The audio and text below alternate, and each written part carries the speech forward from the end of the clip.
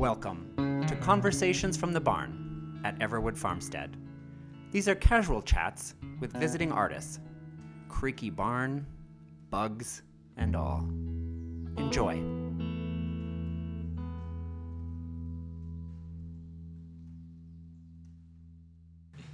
Hello, this is Conversations from the Barn. I'm Chris Everett, and today I have the pleasure of speaking with James Kennedy, who has joined us from New York City for an artist retreat. And it is a Thursday evening, and you're kind of close to wrapping up your week. Yeah. Welcome. I'm really glad to have you here. Thank you. I'm so glad to be here. Great. How are you doing? How's your week been? I'm good. It's been a great, fantastic week. I think, there was some whiplash at the beginning coming from New York City, and all of a sudden, having all of this space and quiet. And so there was definitely some adjustment there, but the things that have sort of come out of that experience have been very, very affirming and exciting and just comforting. And so, now that I'm 80% of the way through my time here, it's a great sort of point to be at as I think about what I have been up to and thinking about what I hope will happen in the remaining 36 hours that I have here. It's a good spot to be in. What have you been working on this week? So I am working on this play called Optimism, which is a play that is set in the United States in the early 1960s. And two things sort of happened at that time that overlapped, and my interest is in that overlap. And the first thing that happened is that we were finally able to successfully eradicate the polio disease in this country through vaccinations.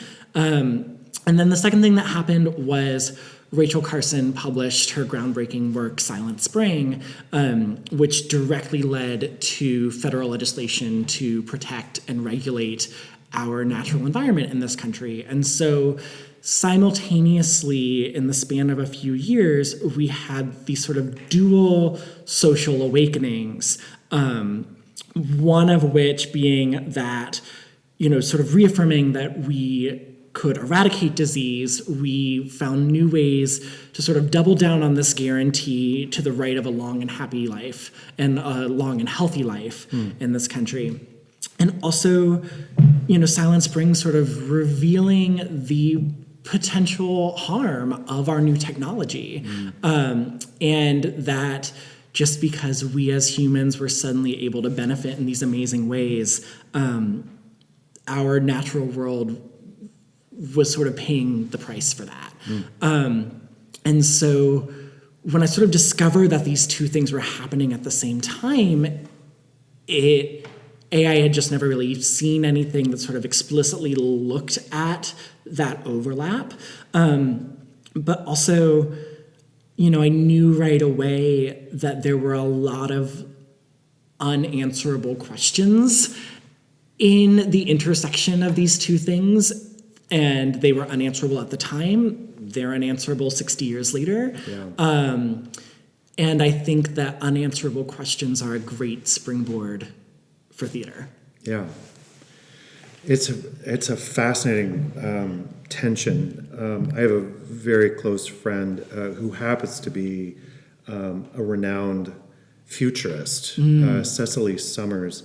And during an interview last year at some point, the interviewer asked her, all these technologies, and of course they want to be sensational about it. Right. AI and biohacking, is this good or is this bad? Right. And her answer was yes. It is. Yeah. Right. It is both. Yeah. The technology, the innovation is not inherently good or bad. Right. It's what we do with it. And it actually can be both. Yes. At the same time. What a fascinating moment we're in that you couldn't have seen. Yeah. Where both of these concepts are really revealing themselves anew. Yes. Yeah. Well, I think we're living in a time where we are sort of reckoning and paying more attention to how we got where we are, how we have the things we have, what are sort of the hidden costs of technology, of wealth accumulation, of, all of these sort of great beacons of progress that we've always sort of held up for ourselves. And to my mind, we're sort of coming to this understanding that a lot of that is now unavoidable at this point, right? That the things that we have access to that were maybe, came from sort of ill-gotten means, that's just sort of the world we live in now. And so it's like, what are we going to do with that? Mm-hmm. I think we can't unknow that we have the technology that we have now. We can't sort of pretend that we don't have the resources available to us in healthcare, in education, in any of these sort of things that are all connected to these questions. When we know that the possibilities are there, we sort of want to seize upon them. And at the same time, I think we are approaching an age where the sort of reconciliation is going to be a little bit higher stakes. Yeah. And I don't know what is going to come of that. Yeah. It's a little bit about finding our moral compass underneath that, right? As a culture and a society. One of the central questions of this play is sort of, who gets to decide what costs are worth it. When we look at medical waste, when we look at things that can't be recycled, when we look at all of the things that go into creating medicine and vaccinations, who sort of gets to be the one to say the cost is actually too much. Mm-hmm. And it's not necessarily the cost on us as humans yet, but it's actually sort of the secret costs of the world around us. Mm-hmm. And I certainly don't have the answer to that. I don't know that the play will necessarily answer that question. But my goal, at least as a writer right now, is sort of to start digging into those layers of, if you are someone who is dependent on technology or medicine just to get through your days, which most people are, and then you learn about the environmental impact of these technologies and these medicines, how do we sort of justify that within ourselves? Mm-hmm. Because I don't think the answer is to start making decisions about who gets to have access to this and who doesn't. That's certainly not at all the kind of world that I want to live in. Yet at the same time, sort of looking at this as both a period play and also how we are continuing to exist in the world in the 60 years since, at some point, I think these are no longer going to be separate considerations. Yeah. Yes. I'm working on a project with a friend around earth wisdom and some of these tension points. Sure. And as a lark, went onto Google and Googled the definition of nature. And the Google definition of nature, and I'm paraphrasing, is something about nature is plants, animals, all living things, everything except humans. Wow. It's in our definition. Yeah. And it feels like, part of our starting place is recognizing that we are nature, that we are not separate from. Right. This is an enlightenment issue. Right. Yeah. But it gets to both of those things. The caring for one another, our creative intelligence to be able to discover these things, but also what is our responsibility to nature, to not use it as a commodity, but to see it as kin. Right. Right. And who, how do we arrive at sort of a collective shared responsibility for that? Because I think in the time that sort of inspired the writing of this play, there was no regulation. There was no, so regulation sort of became the sort of choice response in that moment of like, well, we'll just regulate everything. It is the government's responsibility to preserve and protect and make sure that individual humans can't undo the work, the preservation efforts of other people. It's interesting to be here working on this play because similarly to this conversation, you start with one question and then they start to sort of circulate in a really interesting way. And I think, the challenge for me as the writer is to then distill that into a story, and into characters and into actions and choices and questions, because I don't write philosophy. I don't, present on this. I make, living stories for defined spaces. And so this week has been about how can I sort of take some of these questions that either float way high in the sky or deeply below the surface and try and tether them down into a recognizable story about a family. In to that end, in your application, you mentioned one of your goals this week was deep listening. And so I have to wonder, knowing that you are in nature, that is an integral part of this place. Yeah. How has that helped your listening? How has it helped your process?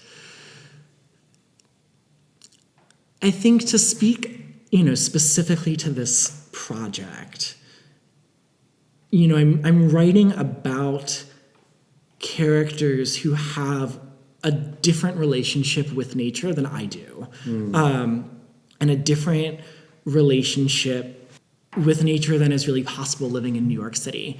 And I think one of the sort of tensions that the protagonist of this play has to sort of navigate, she's a marine biologist from North Carolina, and she starts going back and forth between sort of the natural world that she does her work in and Washington, D.C., where this legislation is happening. And so she starts to sort of have to coexist between these two very different worlds. So recognized early on as I started to dig into this piece, like, it will be really essential for me to be able to orient myself in this deep listening of the natural world. When I can go on walks, when I can not be disturbed by technology, when I can, spend time in solitude, because so many natural scientists spend so much time in solitude. Is sort of something I wanted both for myself as a human being and also I think to understand this play. Because I also think, sort of separately, but this is related, we're now living in a moment where theater, as I have always recognized it, is very much on pause and is going to be for a while. And certainly the way I was taught to make theater is also not immediately accessible in this moment. And so one of the greater projects that sort of began post applying to come here was this desire to sort of reintroduce myself to my relationship with writing plays when the familiar structures are no longer in place. And so to work on this specific piece that is not a commission, it's me following my own interests. No one is asking me to write this play. It's not on a timeline, it's not on a trajectory, it sort of exists as I want to make it exist. And so getting to sort of learn who I am as a writer when I'm not in a pipeline, when I'm not on a calendar in that way, combined with I've never necessarily been a writer who hears voices and sort of listens to the voices that I hear and follows them as they sort of write the play for me. And a lot of playwright friends and playwrights I admire talk about that. Like, oh, I just sort of listen to them, and when I get stuck, I listen to them and see what would happen. And that's never really been my relationship with writing, and so that's definitely been a point of experimentation for me with this play and on this retreat is there room for deeper listening in my writing practice? Where I'm writing about people. I think this is also one of the first plays that I've worked on in a while where I'm explicitly writing about people who are very different from me, who live in the world very differently, lived at a very different time than I do. And so, yeah, a lot more of that deep listening is needed, I've been finding. As we wrap this up, I want to ask you my favorite question, which is, how have you experienced beauty today? Oh, that's such a great question. I think, earlier today, I went for a walk and I did all 3 of the trails that are here because it's rained for the past few days. And so today, because it was such a nice day, I was like, I have to go back on the sort of trails again. This is your ideal fall day. Yes. Oh, it absolutely is my ideal. I was emailing a friend and I was like, oh, I'm so happy. And I, took the sort of 3rd trail that sort of goes up and around, and I was under the tree up there, just sort of sitting, and I was sort of jotting some things in my journal, but mostly just sitting and enjoying the view that is so different from the view that I looked at in my quarantine apartment for the past 6 months. And I started watching this bird, and I could not tell you, it was large. I don't know if it was a hawk of some kind or, it was sort of too far off to sort of, for me to identify it. But it was sort of flying around, and I was so captivated by it because it didn't look to, I started personifying this creature, but it didn't look to me like it was going anywhere or it was, flying with any sort of purpose. It was sort of doing these figure eights and doubling back on itself. And, I watched it for, probably about half an hour. And I started writing down what it was that I was watching because I was so struck of like, oh, as far as I know, it's, flying because it wants to, it's flying because that's fun. And so to sort of see that embodiment of what I hope to bring to my own artistic practice, which is, there doesn't necessarily need to be a broader purpose or destination. It can be just, figure eights for the sake of, flexing those muscles. I think, yeah, it just was something that I haven't seen in my city life this year. And I felt really lucky to sort of be in a spot and to have been paying close enough attention, and to have been, existing in a day where I had the time to just sort of sit and watch that for a while. And to remember to have fun. Yes, exactly. And I think to just, New York City teaches you to notice in a very specific way, but I think being here allows me to notice in a very different way, and in a way that is very much, has beauty at its core. And so, yeah, there's something about that story and that image that will certainly be one of the things that I take away from this place with me. We've really enjoyed having you here. Oh, it's been such a gift to be here. I'm so glad. Please stay in touch, will you? Absolutely. We want to. You're part of the family now, and we want to know how this work greets the world when the time is right. Yes, yeah, I will certainly let everyone know. Great. Thank you so much. Thank you. Thanks, James. Yeah. Thanks for listening to Conversations from the Barn at Everwood Farmstead. Our theme music is provided by John Mark Nelson. Wishing you all good health.